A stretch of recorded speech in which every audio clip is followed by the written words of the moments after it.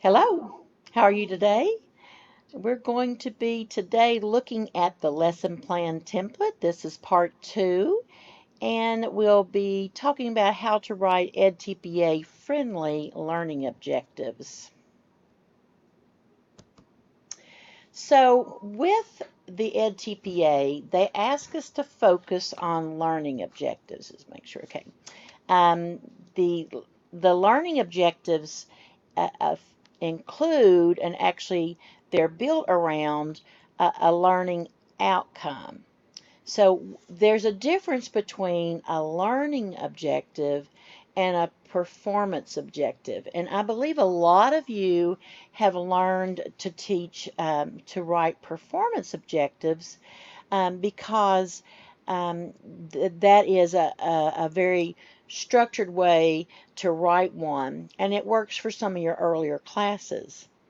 But a performance objective, these usually include those behavioral conditions and the criteria, and they might sometimes, those types of things might sometimes be important in SPED or PE, music, theater, art. But for those of us who are teaching elementary, middle, or secondary, a performance objective can actually be too specific. And because of that, with that specificity, I think that's a word, um, you you get to where you're only writing about whether or not they got the target. They either got the target or they didn't. And so what we're looking at is a broader area. So you want to think in terms of learning. So with an objective, with most of the time you've learned to do behavior and condition and criteria. And we're going to be asking you to take out the condition. So a condition is what will they be able to, how will they be able to do it? So the example that learner will be provided a list of 200 math terms, references, that's the condition. So we're going to take that out. Criteria, the degree of accuracy. So the performance will be satisfactory if all 200 terms are defined consistent with the text. Okay, we're going to take that out too. We're going to focus on just the behavior. But you see, there's a problem here that I'm not happy with. And in a little bit, you'll know why I'm not happy with this example. But to give you just a hint,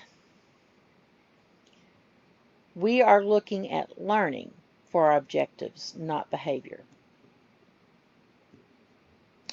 So let's talk about what a learning objective, what it is. A learning objective is an outcome statement, and it captures specifically what the knowledge and skills and attitudes that your learners should be able to exhibit or possess following instruction. So, what is it you want them to learn after you've taught? And there's a couple of common misapplications of this. Sometimes newer teachers especially get very focused on what they're supposed to do because they're just learning. So that's understandable. So they'll say, my plan this morning is to talk about. And so what they're really doing is that they're talking about what they're going to be doing. I'm going to talk about the rain in Spain staying mainly on the plain. And that doesn't really have anything to do with what you want them to learn. So the question I have for the teacher who gets at this point and the confused, I want you to think, okay, after you have talked about the rain in Spain, then think to yourself, the student will. And that needs to reflect learning after will. And then the second misapplication is that often the teacher, they change their focus and now they're focused on what the student will do. Do, not what have they learned. So they'll write, the student will complete a Venn diagram on frogs and toads. Well, see, that's kind of what's wrong with this one.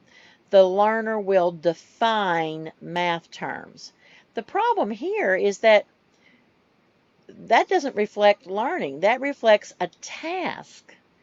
So what we want is the learner will understand math terms, or the learner will apply math terms. So instead of saying the student will complete a Venn diagram on frogs and toads, then think about what you want them to learn. What learning is being reflected in that Venn diagram? So the student will compare and contrast frogs and toads. The Venn diagram is just the vessel in which this is happening. So when we look at our ETSU rubric, up here we have standards, and we've talked about the essential questions, how to come up with those.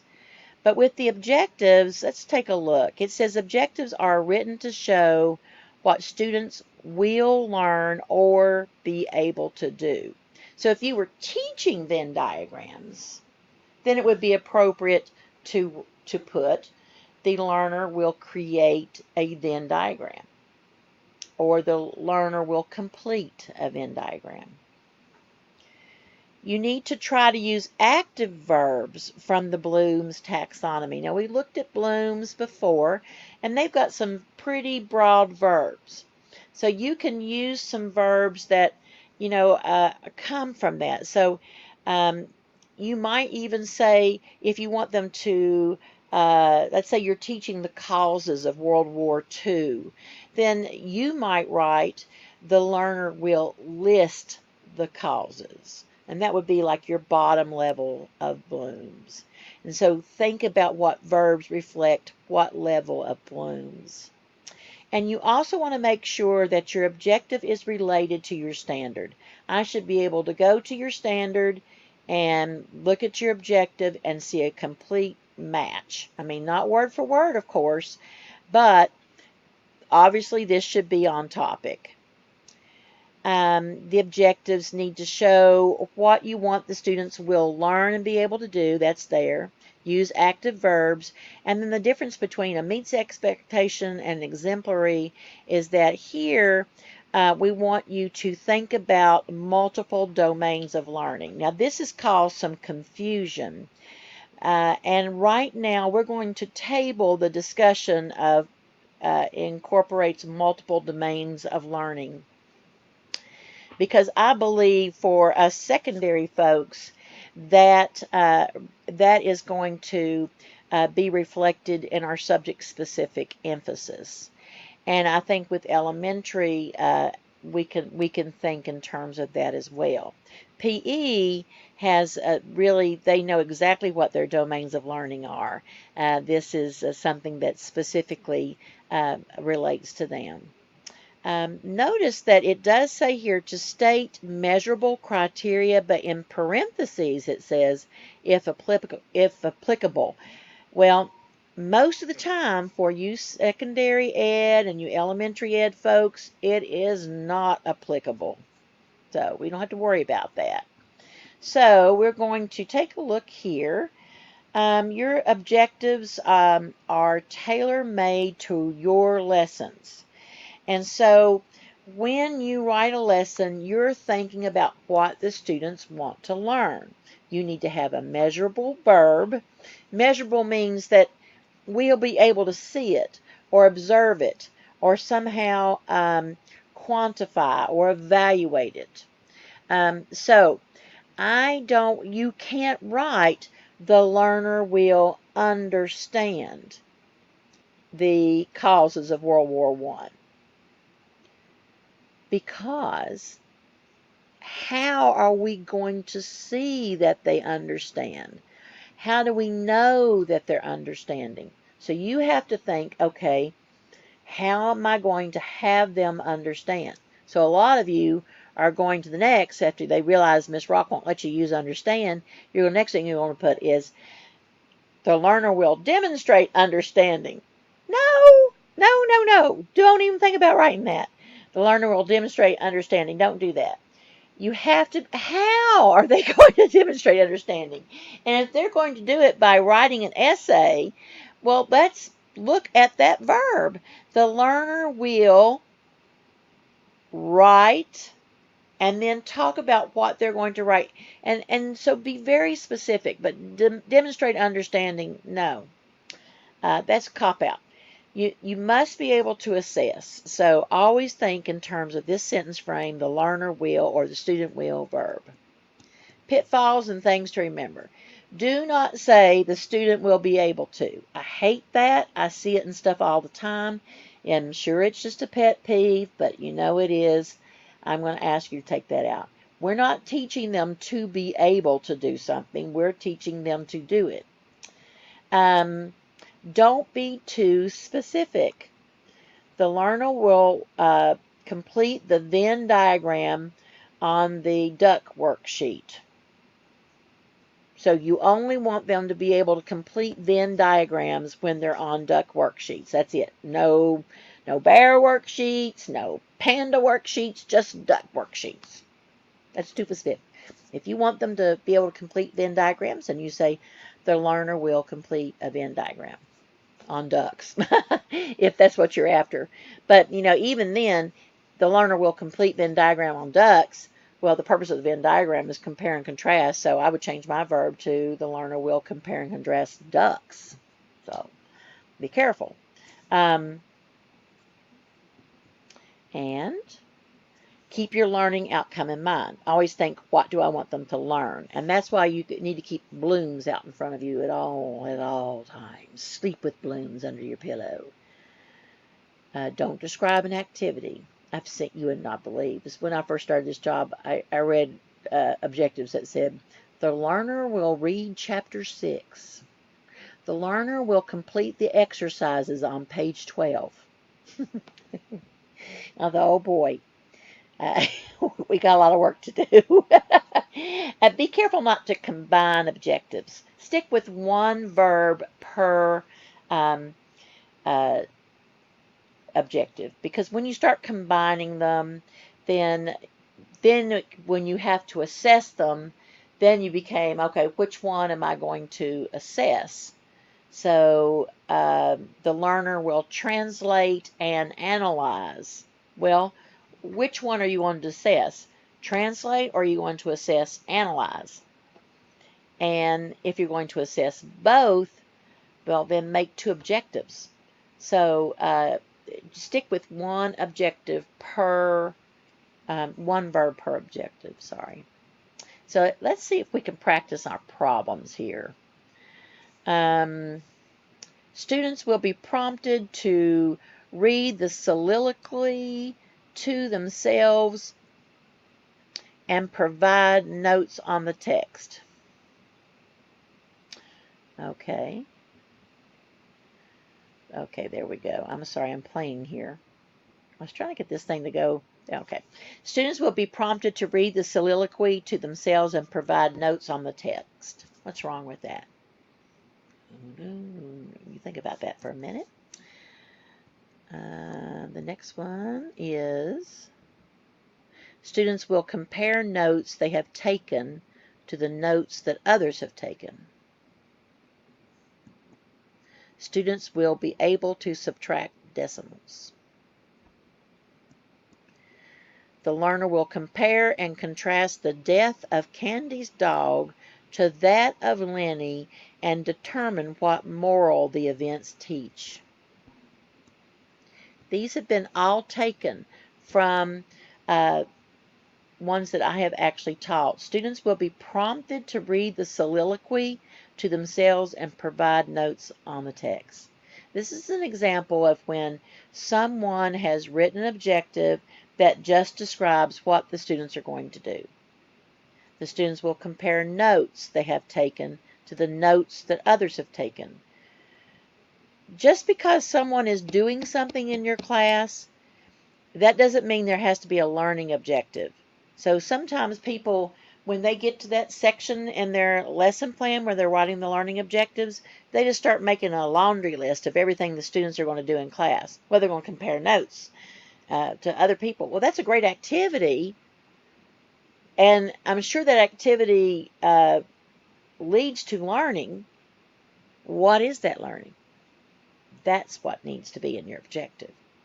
The students will be able to subtract decimals. Okay, by now you should know I hate be able to. The students will subtract decimals. Why add words? You don't need to. The learner will compare and contrast the death of Candy's dog to that of Lenny and determine what moral the events teach. I'm not sure this person knows what they're teaching. Compare and contrast, first of all, they think is the verb, and yet all of it is together to determine what moral the events teach. So this isn't very clear. They need to stick with one verb and decide what they're trying to do. Also, I mean, even in literature, when we're talking about our the things that we teach through literature, it's bigger than just Candy's dog and Lenny. Think bigger. Okay, let's look at these. The student will practice their understanding of physics vocabulary.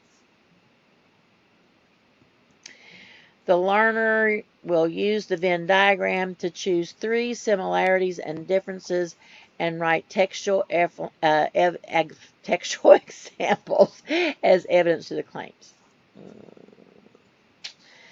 The learner will read Chapter 8, Sections 1 and 2.